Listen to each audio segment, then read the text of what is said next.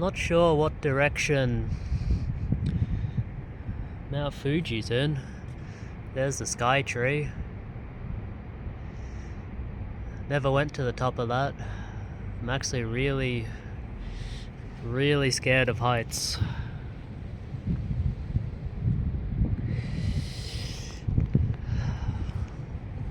This is the Henna Hotel in Asakusa.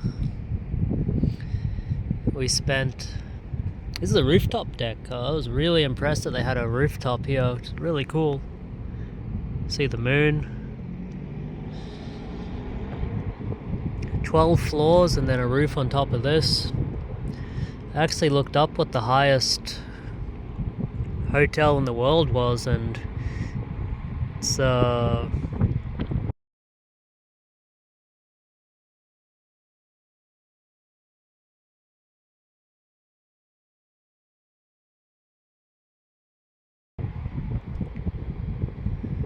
lot taller than this. It's about 112 floors in Zhaozhuang.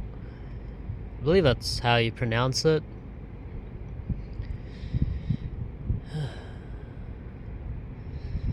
This is high enough for me. So we've been in Tokyo for about 27 days. Overall, we're going to be here 29 days. I guess today is day 26. So tomorrow's a free day.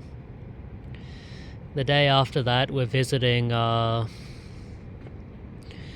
Ghibli Museum in Ibukuro, or I believe it's Ibukuro or Mitaka, one of them. Outer Tokyo. We've been going around Japan a bit, haven't gone too far out. We spent 10 days in Tokyo. Then we spent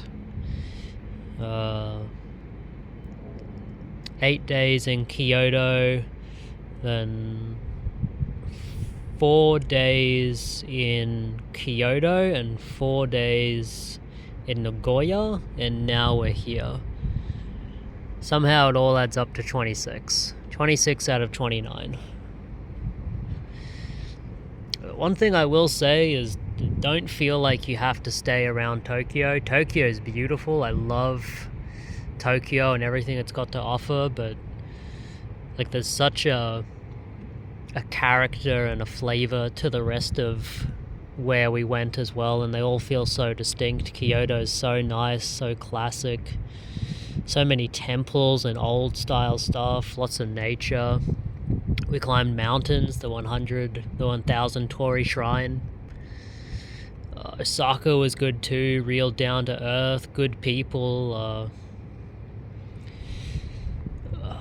Very lived in, but a very nice city. I loved it. Delicious food, great nightlife.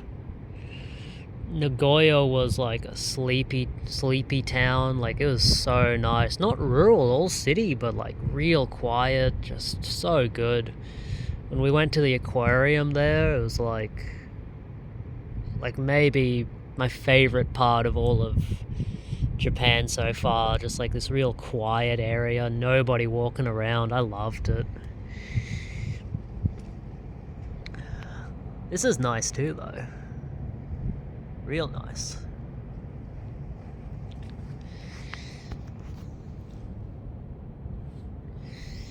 Let's go back to the room.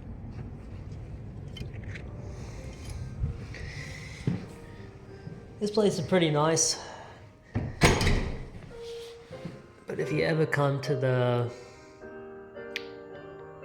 Henna Hotel,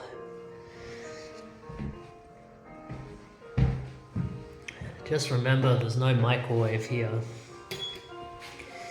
So if you're buying from the grocery shops like we are, you are gonna be eating some cold food, because there's no microwave. I know generally, especially in like a big city, you'd go out for dinner every night, but if you're trying to save a bit of money, you don't.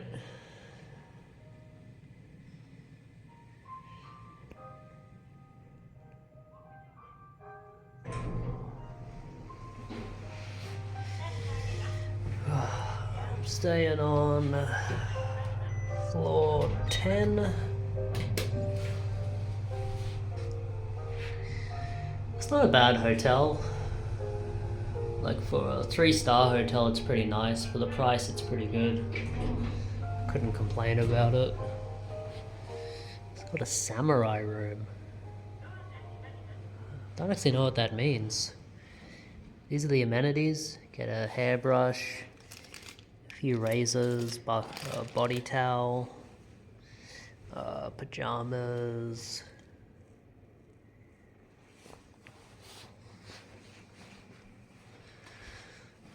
We're not staying too far away.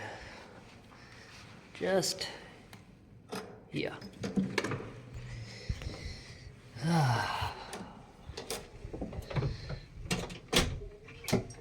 Lock that up.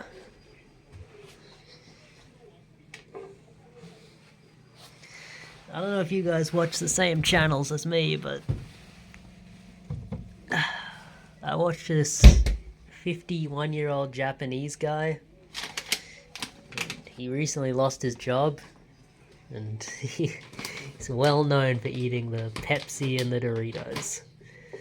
So we're gonna do a little thing in tribute to him and see if we can't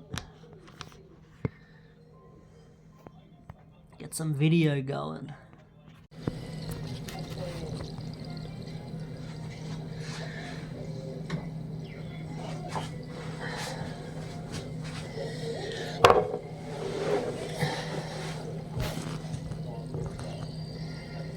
The 51-year-old Japanese man always has the Pepsi Big Zero. I think he has the lemon one.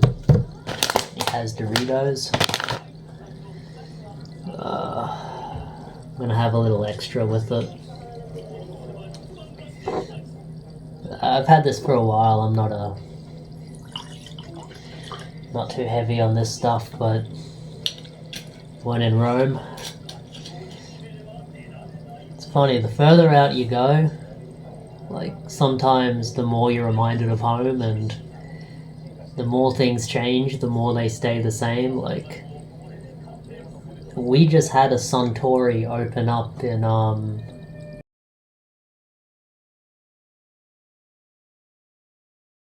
near Ipswich, just a little north of Ipswich, out near the dump out there. And you come here and it's all Suntory. Suntory makes all the drinks, and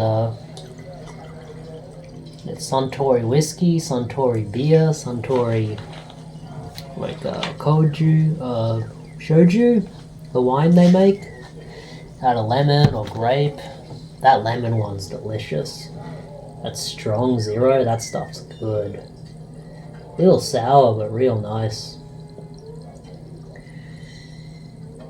And of course, you get Doritos anywhere in the world.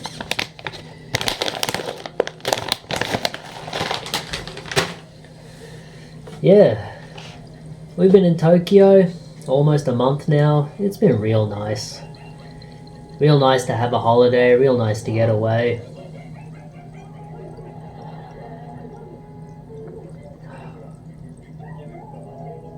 Not bad. Pairs well with the Pepsi.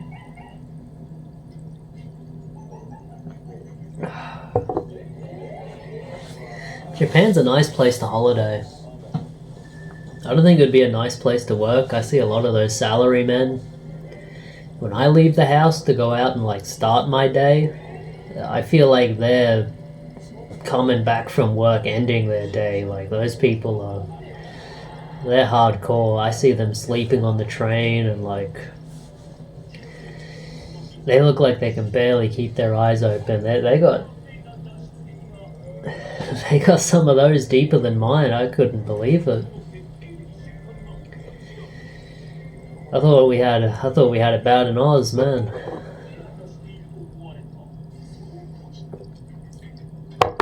Stuff's real cheap over here for us Aussies. I think it's pretty expensive for them. They're complaining about a cost of living crisis just like the rest of us, but they're making 1200 yen an hour. We're making, what, 35, 36, most of us. Like the average Aussie would kind of scoff at anything lower than 35, but yeah, some stuff is like crazy cheap over here. I don't smoke. A lot of people here do. Cigarettes are like $5-6 a pack. I think this one here was like $5. Yeah, that'd be almost, maybe almost $20 back home. AUD, of course, not USD.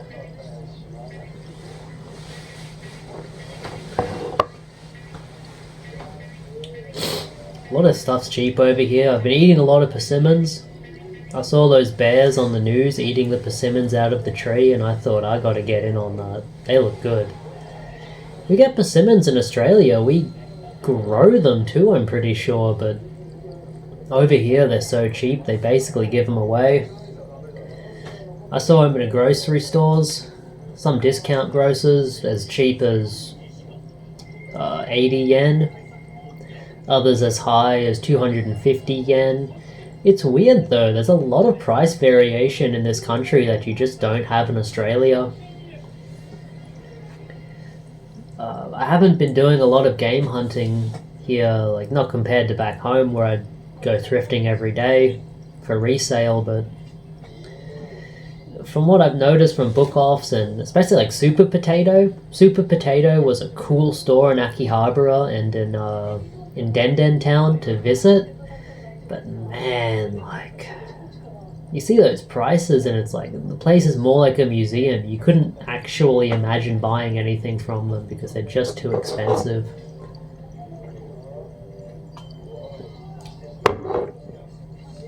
Ooh. I think it all went on the bottom. Book-off's a little better. Depends where you are. I heard a guy in Denden Town. I think it was in Denden Town. Yeah, it was in Denden Town. He was complaining like, oh, all the prices here, they're so high compared to some of the ones we've been to. And he tried to make it sound like, oh, I guess like they put the prices up after people find out you can get cheap games here and like the secret's out and like it's not like that place he found where like you got Mario for 100 yen. And I didn't want to fucking listen to the guy. I thought, you're a dickhead, mate. Like, you're in a major shopping district. This is like otaku town, and like you're complaining that like the prices are like high for the tourists. Like, where the fuck do you think you are? But he was right. We went to Ueno today, the hard off there, and yeah, prices are high. The book off in Ueno, prices are high. They're higher than they were in other places. We went to Shinagawa. A copy of Crash Bandicoot was 300 yen in Shinagawa. In Ueno, it was over 1,000.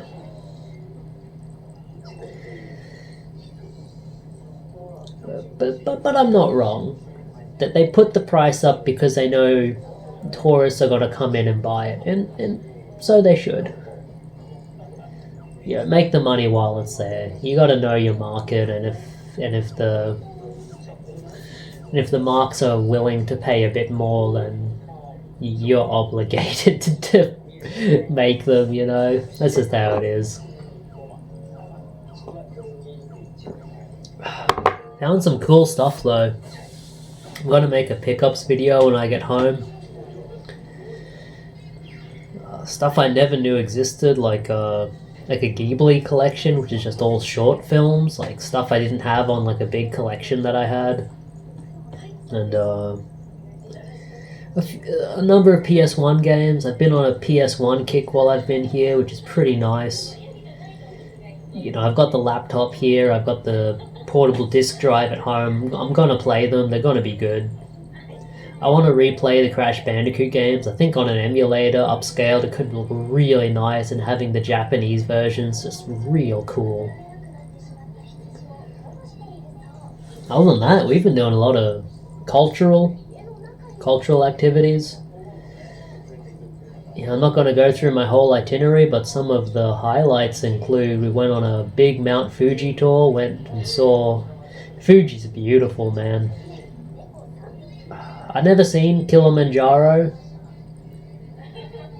in New South Wales, but I've seen the Blue Mountains. That's probably the biggest mountains I've seen before Mount Fuji, and Mount Fuji is just like massive compared to them. We didn't go all the way to the base, but we were pretty close to it. We were in Fuji and on a bus tour. It was nice, man. Beautiful area. We're here in autumn. All the leaves are changing colour. A lot of red, a lot of yellows. Stuff you don't get in Australia. In Brisbane, Ipswich, you kind of get just two seasons. Either it's summer or it's like a colder summer. Like you get a summer that's a little bit colder. You get down to like 10 degrees at night or something. Sometimes you get down to like 6-7 degrees at night, but during the day it's nice. It's never snowing. The leaves and the trees aren't dead. But here it does seem like you get very big variations between the seasons, and that's cool. That's something you don't get in Australia, and I wish we had it. The only way you know it's really summer is if it's raining. Like, if it's hot and it's wet, it's summer. If it's cold and if it's hot and it's dry, it's winter, Like, that's the way it is, and I love it, but there's no real connection to the time of year. Whereas here, they got festivals out the arse. They got a festival for everything, every month of the year, every seemingly time the season changes, somewhere's celebrating it, and I love that. One of the highlights when we were in Osaka, we took a 30-minute train out to Nara Deer Park. That was nice. I guess the deer are like a sacred animal out there. They cut their antlers off, but other than that, they seem to just leave them alone. They're not wild, they're pretty tame. You can go up and pet them. They're chill. It was their breeding season, and even then, I only saw one guy get he got headbutted up the arse, it seemed like, as he was trying to leave the area. He wouldn't give up the... You buy these little deer crackers, they're like food for the deer that you can buy. I had to try one, it's like a little wheat cracker, it's actually quite nice. But he wouldn't give them up, and the deer knew he had it. He had it in his vest. They knew he had it because they saw him take it out, so they know. And one of them gave him a big headbutt as he was trying to like step over the boundary and leave their little area. I thought it was funny. Cool area. I loved it. Lots of nice shrines. I like the kind of cultural understanding and the how do they explain it, like I like the contextual understanding to really appreciate the shrines. Although I did watch the Dungeon Chill video on an off day, the 4-hour Yuyami Dori Takentai video he uploaded for the PS1, where it's very spiritual. It's a lot of like ghosts and yokai and stuff, and that did give me a little bit of a deeper understanding, and I kind of appreciate the shrines and stuff a bit more. But like, I still lack the full context as to why they're very important. I understand it's the Shinto religion, but I'll be honest, I don't really understand the difference between Shinto and Buddhism. You go into both, you wash your hands and you wash your mouth in both. They both have the coin deposit. I gave a coin in one. The first place we stayed in was the Via in Prime in Akaska, and there was a fox shrine nearby, and we visited that. And there was another shrine, like a bigger one, that we visited. They were having not a wedding thing, but they were taking like photos and stuff, I guess. And I donated a coin there, and then I kind of learned it was more like a religious thing, and I thought, I kind of shouldn't be doing this then. Yeah, like, I'm Catholic myself, like, it's kind of sacrilegious. I didn't make another donation after that. I had to say my Hail Marys after that to ask for forgiveness. or something, I don't know. It's good Suntory, man.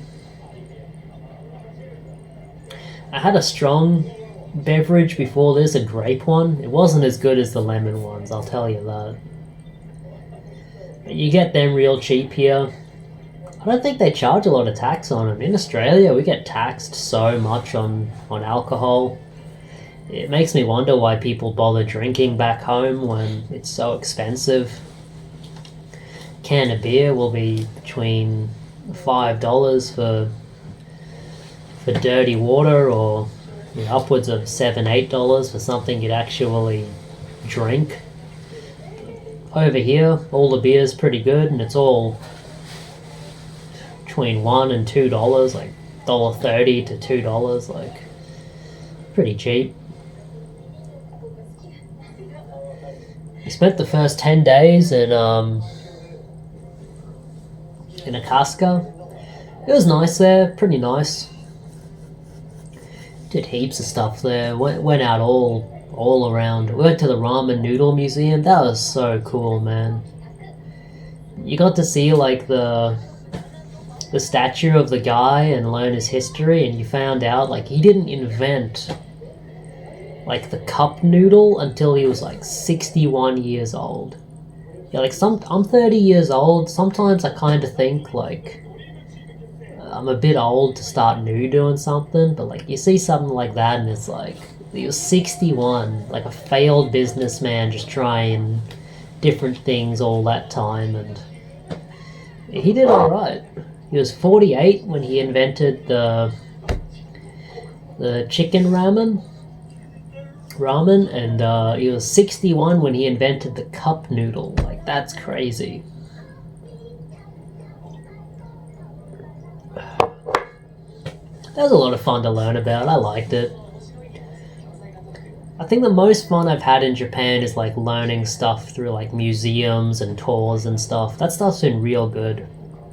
I loved the on the way to Akihabara. I don't know exactly which ward it's in or prefecture, but the Extinct Media Museum, that was so good, man. $10 to get in. They got an Apple Pippin there. They've got like all these different cameras and phones and like old laptops, and like he's got like TV and movie guides and like pamphlets going back to like any era you can think of, like PS1, PS2, stuff from the 50s and 60s of like movies and stuff. Like, so cool.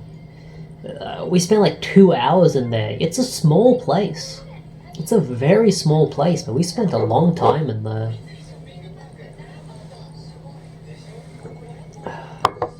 Other than that, the Kyoto Science Museum, excellent. They got a 9-meter tall tornado simulator. Will blow your mind. That was so crazy. You can see it from 2 floors above. It takes up like 2 floors. It's amazing. And so much stuff to look at there. Just a big sphere. They got like a big replica of a spaceship out front. It's so cool.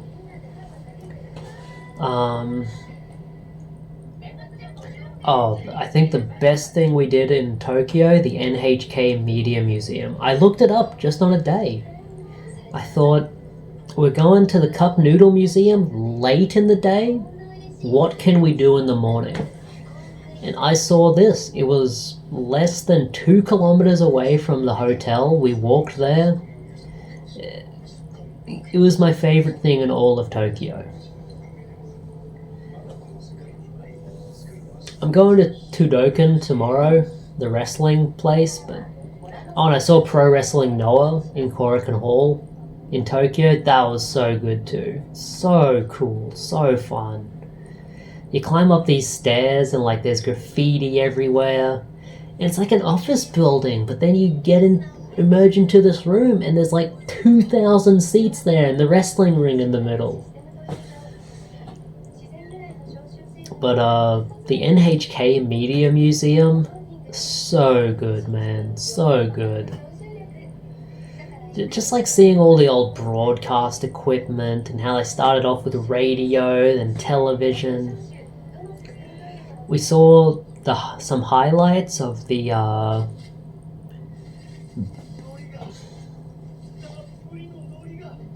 what was it? Was it the 94 Olympics or the 96 Olympics? I think the 98 Winter Olympics were in Nagano.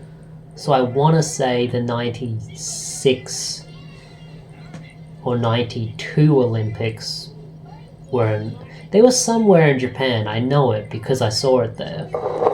But they were showing highlights of that. That was cool stuff to see. Very nostalgic.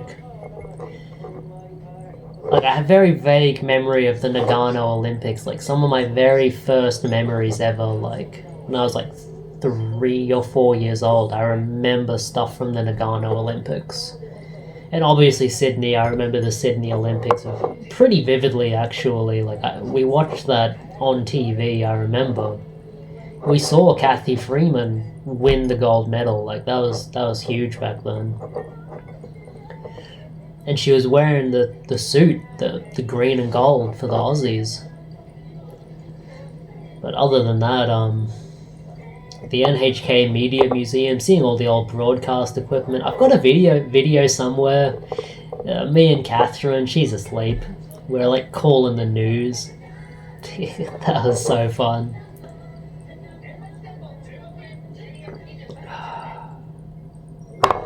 That bottom's all whiskey. That was a lot of fun. I love that. NHK Media Museum. Or NHK Broadcast Museum. Definitely check it out. Free entry. You can't lose. You can't lose. It's at the top of a giant flight of stairs. If you're walking there, you get to an underpass, and then you go up like, I want to say it's like 200 stairs. At least 200. It was massive. But Tokyo's good. Tokyo I liked. A bit crowded. Bit tight. Some of those side streets you walk through. Otherwise a very nice city. Very nice. Avoid the tourist traps, that's all I gotta say. Yeah, I found a lot of the tourist areas to be a little overrated, like the Shibuya Scramble. That was fine. You cross the street, it's fine. You go and see Hachi. There's the dog. Remember from Hachiko, the movie?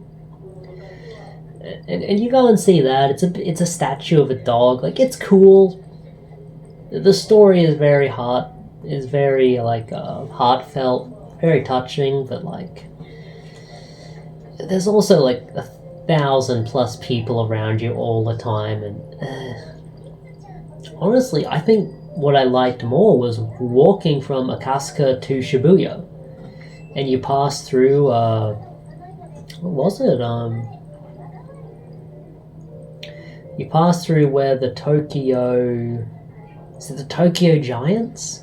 I don't know the baseball teams. You pass through where they play. You get this real nice avenue of all trees. We walked down there and we saw kids practicing baseball. That was real nice. I don't remember the name of the area. You pass through Harajuku.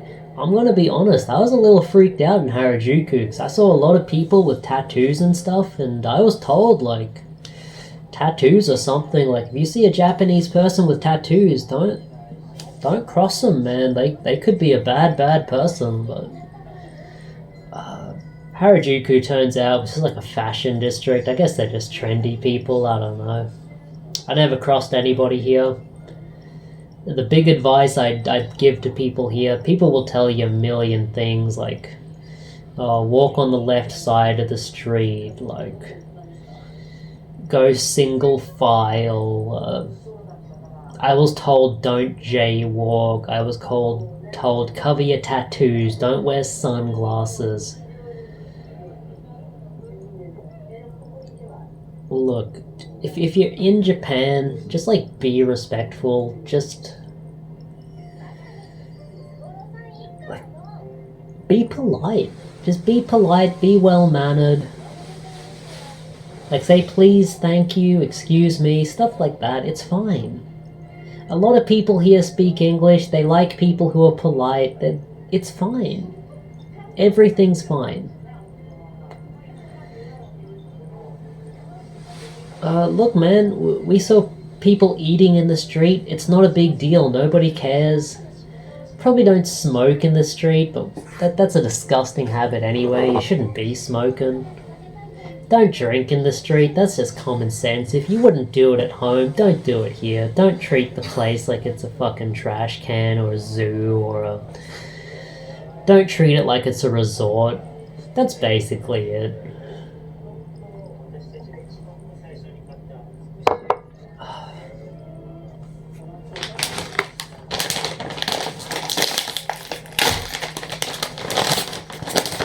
I'll have a Dorito and then we'll finish the video.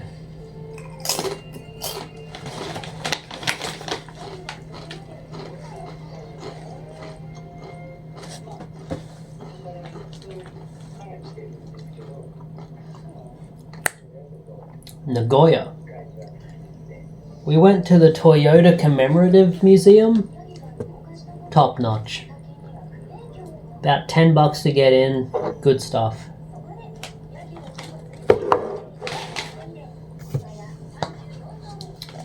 Although, you'll be fooled. The first third of it is like... So the original creator of Toyota, he didn't make cars, he didn't make any vehicles, he made like looms, he had a textile factory. The first part of the factory tour is all about that.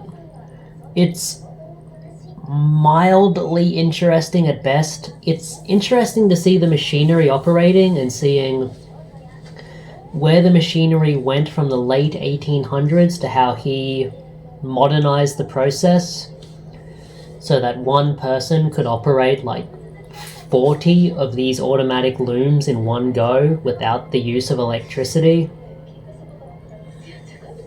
or without the use of like automation and like stoppers and like light sensors and stuff. That stuff's very interesting to me because I've always worked in like manufacturing and automation and like mechanics and stuff, but like I just didn't find it that interesting. Once it gets to the cars, it's very interesting. My wife did not believe me that some of the first makes of Toyota they made had like a mostly wooden like shell. She didn't believe it. But I showed it to her and then she saw and she believed it.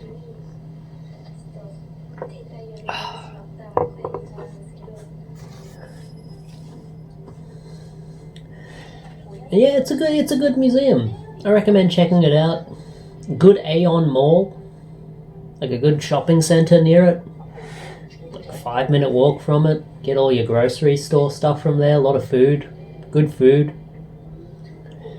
I will say, like, the best food is gotten from restaurants. Absolutely.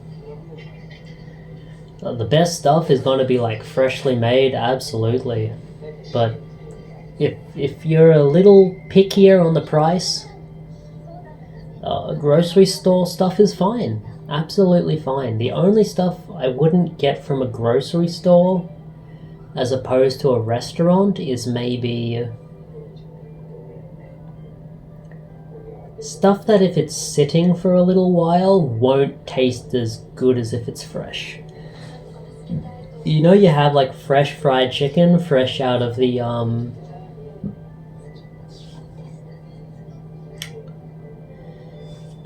oil. It tastes amazing. It's crispy, it's a little crunchy, it's juicy, and when it's sitting for a little while, like in a KFC, it's no good anymore. It goes soft, it's real oily, it's no good. Same with bread. I'll actually lay a criticism. Pretty lackluster bread in this country. Australia's got a lot better bread, we got a lot better chicken, a lot better beef. I'd say, like, for the restaurant industry, you'll do a lot better in Australia, but you can do pretty well in Japan. I was disappointed by bread everywhere in Japan. The only one I was really enjoying was like melon bread. Because melon bread stayed firm and it was real nice. Pretty much all other breads, they felt real soft. They didn't retain their firmness that a good fresh baked bread will have. Like, I wasn't digging it. Was not digging it anywhere. And I gave it a lot of chances. Even buying from a bakery, it just, I don't know what they do with the dough here, but Australia's bread, so much better. So much better.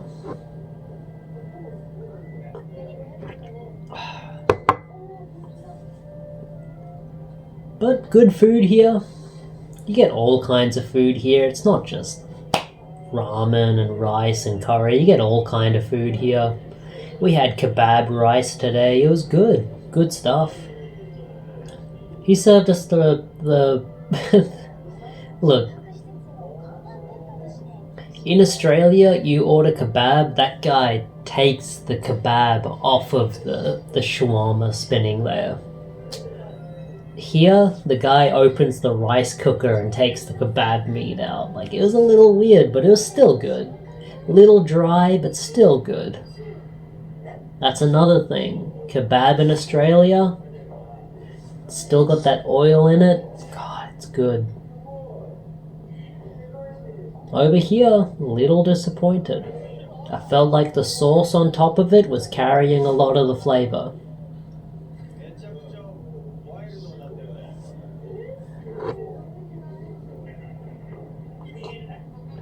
But I don't want to complain. I got a couple more days here. We've got some good stuff to go. I'm going to Todokan tomorrow. It's where they got all the wrestling stuff. Like, I'm keen to buy some wrestling magazines. I've got a few that I got from Osaka, but I couldn't find enough that I was really interested in. Like, some of the older ones from like before the pandemic and stuff like that. That's what I'm really interested in.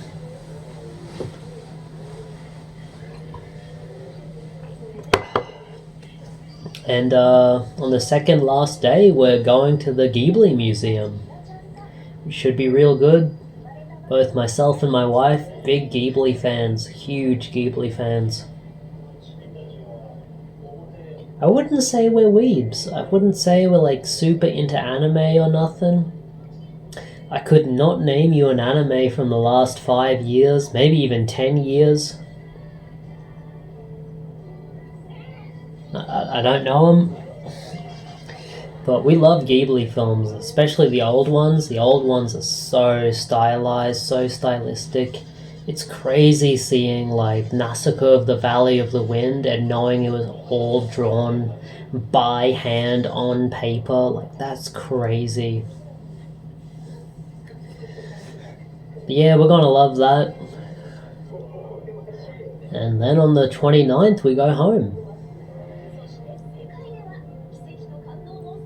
I'm excited to get back home. We've been away for a long time, but I'm excited to get back home. I miss Australia. It's always going to be home to me.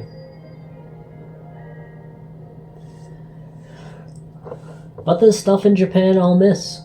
There's a lot of stuff I'll miss. I definitely want to come back. I think if I come back to Japan, I'm gonna do Ibaraki, Sendai, Nagano, Hokkaido. Because we did kind of the golden route this time. We went to Nagoya instead of Hiroshima. I saw on the news there was an earthquake coming for Hiroshima. So I changed all of our bookings and I said, I'm not going to no fucking earthquake. That's not happening. And I went to Nagoya instead and I don't regret it. Nagoya was amazing. Nagoya was really nice. We went to the Nagoya Aquarium as well. Really nice.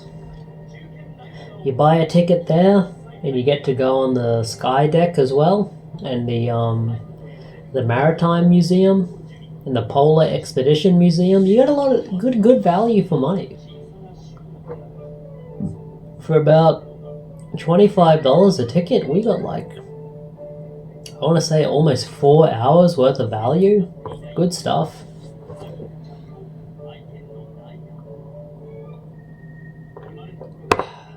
But the next trip, definitely going to be to some rural areas, definitely going to be to some snowy areas.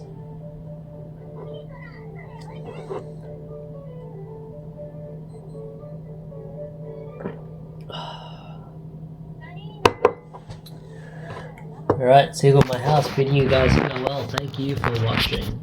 Love you guys. Matane. Or, Jane.